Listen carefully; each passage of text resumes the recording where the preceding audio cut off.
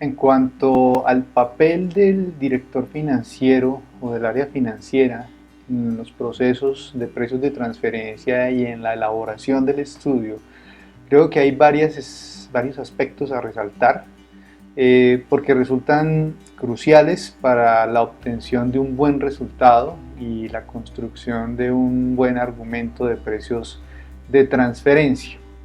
Igualmente, podríamos decir que esto abarca varias etapas de los procesos regulares de las compañías, es decir, por la dirección financiera y por el área de impuestos pueden pasar varias instancias de decisión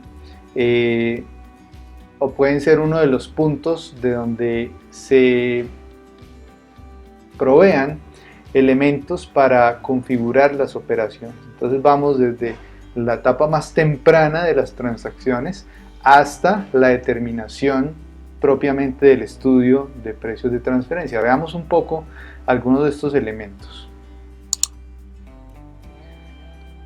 En primer lugar, tenemos el valor, ¿sí? En precios de transferencia se aborda el concepto de precio, de margen de utilidad, pero todo eso está relacionado con el valor económico, financiero de las cosas, bien sea de los servicios, de los intangibles, de los inventarios, o puede ser el costo del dinero. Entonces, ¿de dónde proviene? Y eso es lo que vamos a ir incorporando en los estudios, y es el argumento de dónde proviene el valor para justificar determinado precio o determinado margen. Entonces, en principio, el trabajo es una de las variables importantes, y es cuánta personal, cuánta planta en operación, en investigación y desarrollo, en administración, en ventas, está asociado a esta unidad de negocio. Eso quiere decir, entre más actividades, entre más trabajo se aplica a una operación, pues se supone que debe haber una mayor remuneración.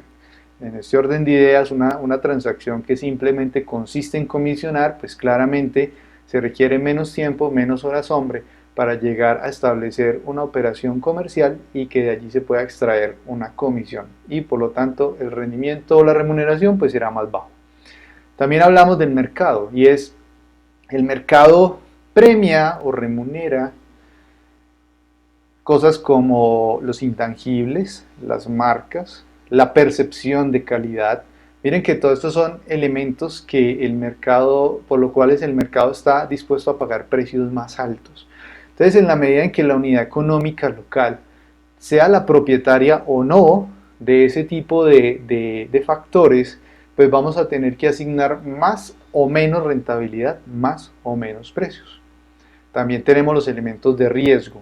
La unidad económica o la parte de la cadena del grupo multinacional que asuma la mayor cantidad de riesgos, se supone que debe ser la que tenga la mayor remuneración dentro de todo el proceso. Estos riesgos pueden ser, por ejemplo, comerciales, riesgos de inventario, riesgos de calidad, riesgos cambiarios. Entonces, eso dependerá, quien asuma el riesgo tendrá, pues dependerá mucho de la forma como están pactadas contractualmente las transacciones. Y obviamente quien de manera efectiva, quien pueda probar que primero asume el riesgo y segundo maneja el riesgo y puede responder por las consecuencias de la materialización de un efecto negativo, pues se supone que es quien debe tener la remuneración más alta o un mayor nivel de remuneración respecto al que no.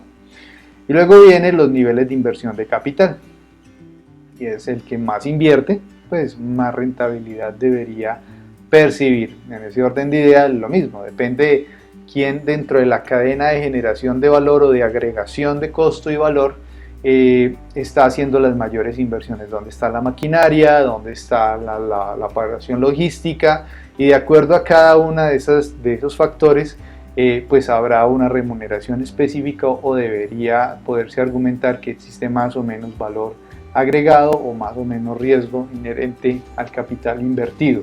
Entonces, como al director financiero le corresponde analizar en alguna medida cada una de estas variables, y posteriormente, para efectos del estudio, pues es la fuente principal, el área financiera, el área de impuestos, son las fuentes de información principales para poder construir estos elementos dentro del estudio. Pues claramente deben conocer muy al detalle cómo se configuran cada uno de estos inductores de valor dentro de la compañía o dentro de la unidad económica.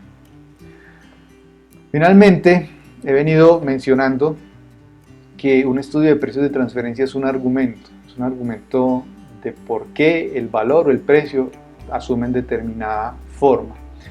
Y eso se concreta en el estudio en diferentes secciones, donde comienza a explicarse cómo es que se desarrollan las actividades dentro de una jurisdicción específica. Y eso es lo pues, que, por ejemplo, los inductores de valor de los que les acabo de hablar. Y cualquier otra información sobre las actividades, sobre los riesgos, sobre el modelo de negocio que nos puede ir dando una orientación muy clara sobre, bueno, cuáles son las rentabilidades esperadas, cuáles serán los mejores comparables que se puedan utilizar para argumentar los resultados de la compañía. Y en ese orden de ideas, pues entonces podemos tener unas unidades de negocio o algo que se parece más a un centro de costos, y una y otra tienen derecho a remuneraciones diferentes. Y eso pues vamos llamándolo análisis funcional, y la importancia de entregar buena información es porque pues, a mejor información, mejor comprensión de la estructura, y pues se pueden evitar equivocaciones o malos entendidos respecto a cuál es el negocio que se quiere analizar. Lo mismo los riesgos, cuál es toda esta lista de riesgos que efectivamente le son propios a la unidad de negocio local, cómo los manejan, cuáles son las medidas de mitigación. Muchas veces pues esta información es un poco pobre, y vale mucho la pena que en realidad se enriquezca un análisis de riesgos, el análisis funcional y la posición en el grupo multinacional. Todo esto, miren que tiene que ver es con información que maneja mejor la dirección financiera o el área administrativa en general de una compañía.